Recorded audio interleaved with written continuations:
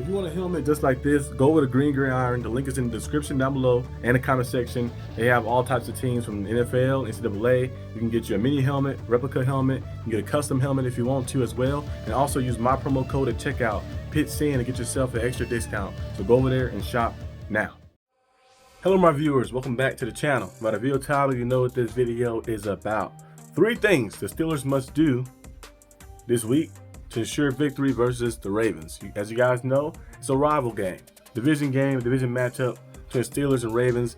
As you guys know, the Steelers and Ravens been going at it since 2000s. Ever since the Ravens got established, they've been going at it. All games have been like bloodfest. Very tough games. Come down to the wire, especially the last few years. They've all been close. I feel like since 2010, all the games been very close. Like, been very close. Like, they'll be decided by either one score. It comes down to a game-winning drive, a game-winning field goal, or something crazy happen in a big-time defensive stop or something. The game always comes down to the last play. So we're going to see, of course, the Steelers and Ravens face off this Sunday, which should be a very interesting game. Winner of this game will definitely take the lead in AFC North. Right now, the Steelers hold that spot. The Steelers are sitting at 7-2. The Ravens are 7-3. Now, the Steelers can find a way to win this game. Our Steelers can find a way to go out there, handle business, and win this game. I know they won 7 of the last 8 versus the Ravens, but each game has been decided by, like I said, 4 or less points. So the games have all been close and stuff. So there haven't been anything where it's dominating win or dominating victory. It's just been like down to the wire. Last year, we've seen the game-winning touchdown caught by Pickens. We've seen some big-time interception by JPJ. Then you also look at, of course, at the strip sack that happened as well. So the Steelers do go out there and do pretty well against the Ravens. And the past 7 of the last 8 matchups, I think the only one they lost was the Mr. Trubisky one, where Tyler Huntley beat us. Mr. Trubisky threw a lot of interceptions. I think they threw like 2 or 3 interceptions that game, and the Steelers got beaten that one. But besides that, they've handled business against the Ravens. No matter who the quarterback is, they have handled business and done things well. But I'm going to talk about 3 things. 3 things I think the Steelers need to do to be able to ensure that they win this game this Sunday. The first thing, of course, is to start off fast. The Steelers started off pretty solidly against the Commanders, put up 14 points in the first half, then 14 points in the second half. My prediction for that game, as you guys know, was 28-20. Well, I think I changed it because first time I had it, they had it first was 27-23, something like that. Then down my channel, I did a little solo video I did on my Arsenal D.B channel, the other channel. I made it 28-20. And the game was 28-27. We still got the win, though, of course, in the end. But I feel like the Steelers got to start off fast. You got to start off fast. In the first half, we should at least have a minimum of 17 points.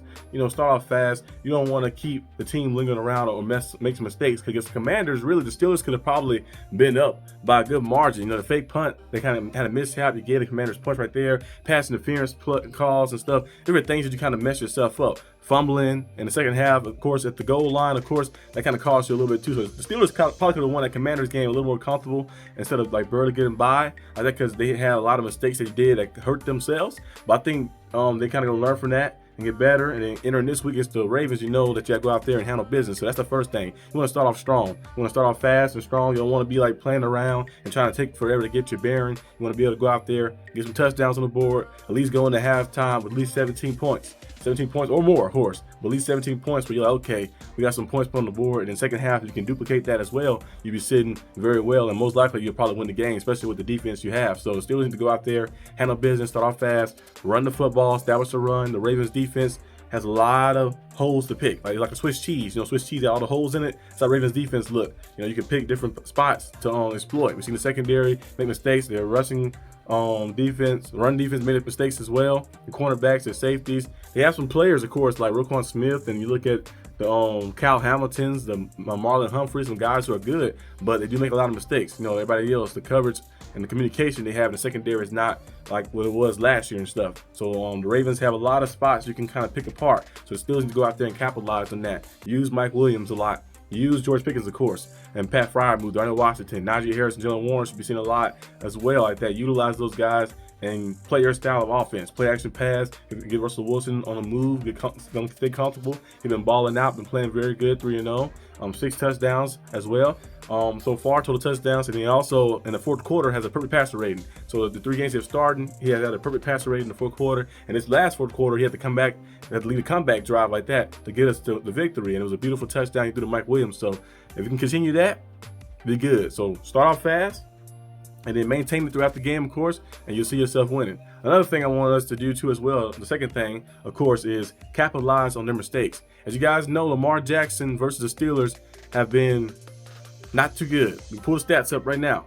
As you look and see, he's 1-3 versus the Steelers. Some people say 2-4, but that other win didn't count because he was the starter. Joe Flacco was starting. That was the game he came in. That's when he was like a rookie. He came in. I think he scored a touchdown that game, though. I think he rushed in for a touchdown, some type of QB like trick play or something, or he was out there or something. But he's 1-3 versus the Steelers.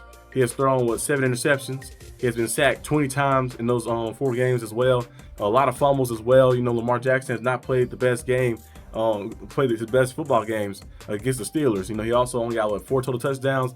He's throwing under 60 completion percentage as well. Got like 58 completion percentage. So the Steelers have handled business against Lamar Jackson every time you stepped and played them, either whether it be at home or on the road. The Steelers did a good job in handling him. So I expect us to capitalize on mistakes. You see things that happen, of course, capitalize on them. I know last year a lot of the Raven fans keep bringing up that game that happened. So the Ravens had 7 drops, key drops. Now a few of those drops, of course, the Nelson Aguilar in the end zone, Zay Flowers one, of course, those 2. Maybe other than this Aguilar is one as well. He had the one on the sideline. Those few drops right there that happened. But the Ravens did have an opportunity to win the game. Lamar Jackson got his team down there, and what he do? Throw the interception to JPJ, trying to look for Odell Beckham Jr. Throws the interception. He had an opportunity again after that. Got the ball back, and what he do? Got strip sacked. So he had opportunity to win the game. So you can like highlight, of course, the drops around the field, but you can also look at the plays like, well, you had opportunity to still win. Just like my Steelers when we played the Colts on the game we lost by 3 points. We had opportunity to win that game still. We fumbled the ball, of course, against from the ball. I think George Pickens had a fumble, and then Justin Fields had a fumble. Of course, those points come back to bite you. Those 6 points that you could at least guarantee you had, of course, and you probably won the game. But we got the ball back at the end, and what we do? We didn't capitalize on it. Same thing for the Cowboys. You know, we had opportunity to stop them. They went out there and got a touchdown in the last few seconds. So sometimes you can kind of nitpick and pick things that happen throughout the game, but it usually comes down. If you had opportunity to get the ball and you had opportunity to go out there to go ahead and win the game, and you just couldn't get it done, then you got to put the blame on yourself. So I think the Steelers did a good job last year in handling business in both games. The first game had Lamar, the second game they had Lamar, had Tyler Huntley. It's crazy. Tyler Huntley got 1 win and Lamar got 1 win over the past 5 years versus the Steelers. So which is still crazy. But the Steelers, all you gotta do is go out there and do that. You capitalize on the Ravens' mistakes, handle business like that. You know, when turnovers happen, you capitalize on them. You get touchdowns for them. You make things happen. That's how you win games. We've seen the Texans get 5 interceptions. They had 23 points, but you got 5 turnovers. You need more points than that. Like that, you should be dominating that game. It shouldn't be still within reach. And you know, they came back to bite them. They didn't score any points in the second half. So you'll make sure you capitalize. If turnovers happen, mistakes happen, capitalize on that and make things happen. Because the Ravens got to play kind of like error-free football, really. Because you're looking at the way their defense is set up. It's kind of hard for them to come. Like they fall behind. You know, the defense not gonna get too many stops. The defense gets stops occasionally. They make some plays occasionally. Of course, they have playmakers on the team in different spots, like I mentioned, Roquan Smith and the Cal Hamiltons, the Marlon Humphreys and stuff.